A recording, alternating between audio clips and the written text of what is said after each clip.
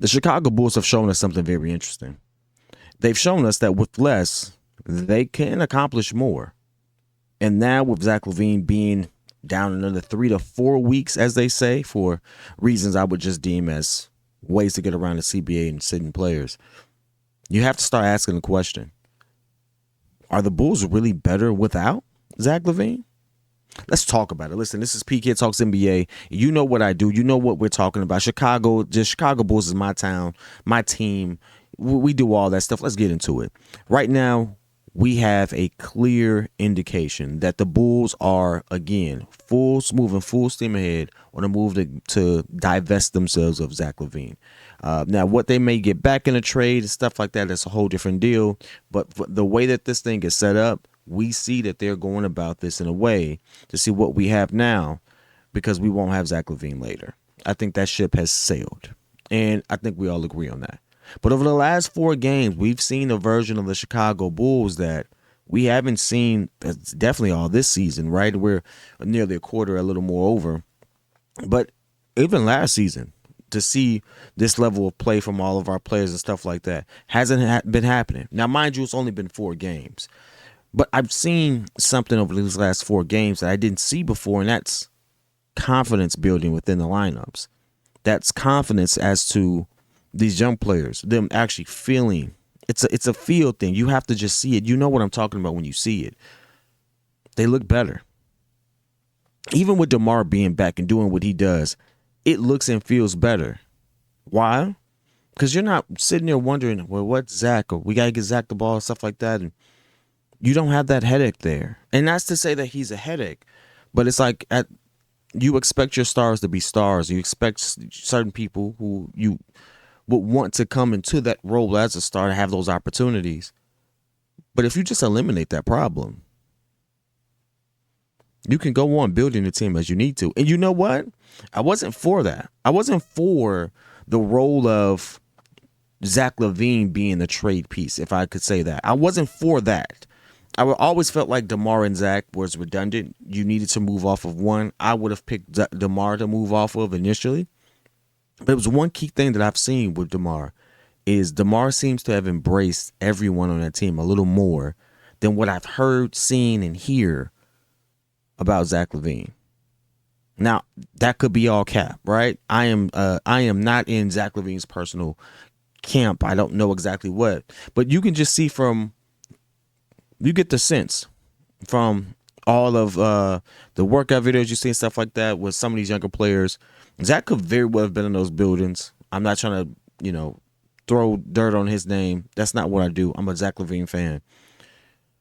But it just seems as if he's the right vet for this particular team at times, even if you know what you're going to get out of him. You know you're going to get back to the basket, turn around, fade away, DeMar. There's nothing wrong with that. He's doing it at a high clip. He closes out games well. But it just seems as if having both of them on the floor didn't work as well as we hoped. We always seem to have one or the other. We always flirted with the idea of DeMar coming off the bench and this, that, and the other. I'm like, DeMar could average 28 in this league if he wanted to. He's not coming off the bench. He shouldn't have to. He's not at the end of his rope when it comes to basketball. Like, what are we talking about? But to see that, hey, we may eliminate that problem, you have to start looking at it. Is this the right move? And I think it is. I think when you eliminate a Zach Lavine from that situation, you allow those players to come into it. And AK actually gets to see who he drafted. Mind you, there was a lot of people that we drafted. We have no idea. Kobe White did not get the same shot at being the 2 guard he can be because he had Zach Lavine in front of him. If I have Zach Lavine, I don't want Kobe White. That's just is what it is. Kobe White's not a point guard. He's a 2 guard. He's a starting 2 guard in this league, but he's not a starting 2 guard over Zach Lavine. Fight with your mama if you disagree with that. But now that you don't have Zach on the floor, you see what Kobe can do. 6'5", he's actually rebounding well, as well as making a few plays. Kobe White is not going to be your double-digit assist leader. He's not a point guard. It's not what his skill set is. It's not where he's most comfortable. I'm not saying he can't. I'm just saying by average, people tend to lean on the things that they do well. Kobe's a bucket. Let Kobe be a bucket. And Kobe can be a bucket alongside DeMar better than I saw Zach be a bucket alongside DeMar. And it just did. He's a bucket better with Vooch than I saw Lavine be with Vooch at times. Now, health, a lot of different things come into play when it comes to that. So I don't want to sit there and say, Zach couldn't do this. It's a lot of different things that make that different, So I don't want you all to have that idea when it comes to this channel, what I promote. But they just look better. There's nothing wrong with that. This also gives AK a couple opportunities by playing it this way. Again, we're going under the premise of they're trying to find a way to sit Zach. Now, Zach could very well have had an injury. This is probably an injury that most players would have played through after a couple weeks. They're going to sit him for an additional 3 to 4 after this week off, as opposed to another 1 to reevaluate and all that stuff. They're not walking through this as a player that they're bringing back. So we're going under the premise that they're not bringing this player back. And when you go under that premise, it's very clear. We're trying to evaluate everything else. That being the case, I like what I see. I like the fact that Julian Phillips is actually on the floor at times. I like the fact that Billy Donovan actually looks as if he has a little more freedom in how he's coaching. Maybe less was more. Maybe we are better, not because we're more talented, but because we can actually develop a team-based game and not just sit there and depend on and be handcuffed to the immense talent that these players have and just hope that it comes together. We can actually start focusing on the other things. And we have people who know their roles, or willing to play within their roles, or play within a role to better the team, as opposed to try to fight for themselves. Because guess what? When you get paid the money Zach Lavine gets paid, Zach Lavine is out there trying to prove not only can he be a team guy, but he's also trying to prove that he's worth that contract because he's young and he wants to get another one. There's players on this team that won't have that opportunity, not because they're not good players, but they're not superstars.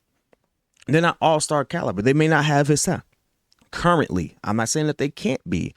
I'm just saying, but currently, you don't think Kobe White's going to be a $230 million player. You don't. Now, he can build toward that if he takes advantage of his opportunity, and I hope he does. I hope he does. I really do. He's not that today. And when you know that, you kind of play within the system. You play within your role. Water always finds his level. He's going to find his level. And as his skill set develops, as his opportunities grows, he's still relatively young. By the time he is 27, 28, he probably will be a Zach Lavine level, maybe even better. And I hope he is. But today he isn't. Today he's not competing with DeMar for the last shot. He knows what's up. Zach doesn't have to do that because Zach has the talent. He's trying to develop that. Eliminating that problem frees up so much from a coaching perspective, from a personnel perspective, from a chemistry perspective. If I've said that twice, forgive me. It frees up so much more that you can actually start to really work on what will make us a unit instead of just a bunch of players out there playing pickup. And that's the exciting thing about it. And that's why it may be true. There may be some truth to the Chicago Bulls as a unit may be better without this player, simply because we do not have the room for that type of talent with the way that we're constructed if we're not going to solely build around him. There's nothing wrong with that. So all in all, you be the judge. But you also give me your thoughts. Give me your thoughts in the comments. I want to hear whether or not you feel like we will be better or are better even currently moving forward without Zach Lavine. Or is it a just flat out mistake to even entertain the idea of a Chicago Bulls without Zach Lavine? Give me your thoughts. Whether it's love, whether it's hate, I'll be in the comments. Till next time. Peace.